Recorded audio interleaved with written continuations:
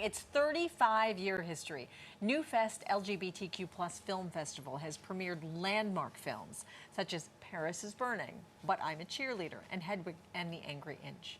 And this year's festivities kicked off with a screening of Rustin, which attracted film enthusiasts, industry movers and shakers, and very famous faces. And there is so much more to see. NewFest Executive Director David Hatkoff here with an inside guide to the festival. Great to have you back. Good to see you. Thank you for having me. 35 years and counting. Congratulations on all the success. Talk to us about the growth and the development and importance really of the festival.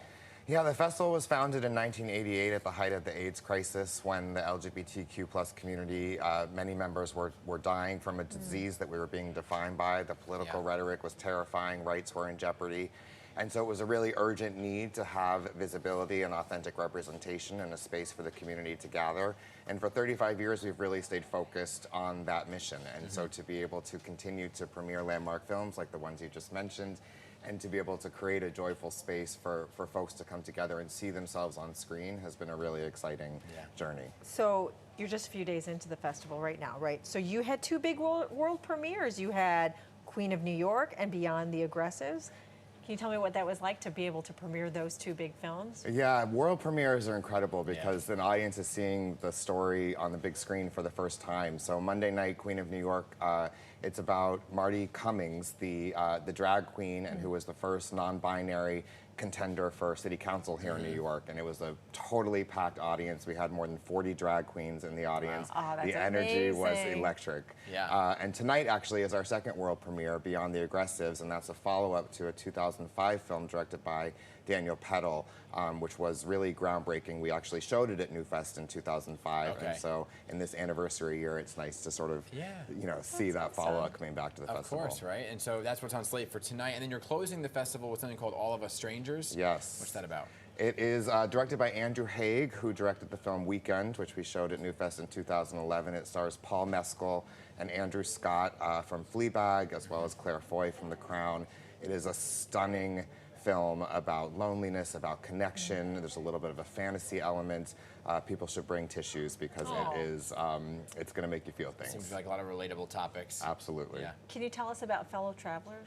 Fellow Travelers is the very anticipated Showtime series starring Matt Bomer and Jonathan Bailey from Bridgerton. Yes. And we have the first episode screening at SVA Theater on Saturday night, a sneak peek for audiences. It's about two men in McCarthy-era Washington, D.C. Who embark on a clandestine affair. It's sexy, it's fascinating, it's gonna take queer folks by storm. Well, you said Bridgerton, and I think everybody's ears perked up. Yeah, those two heartthrobs right there. So you're also presenting a Queer Visionary Award. Tell us who's getting it and really what the award means. Yeah, so Todd Haynes, who is really an incredible director, he directed Carol and Velvet Goldmine, and this year, May, December, starring Julianne Moore and Natalie Portman. And so in this anniversary year, we really wanted to take a look at an artist who has changed the game in terms of queer storytelling.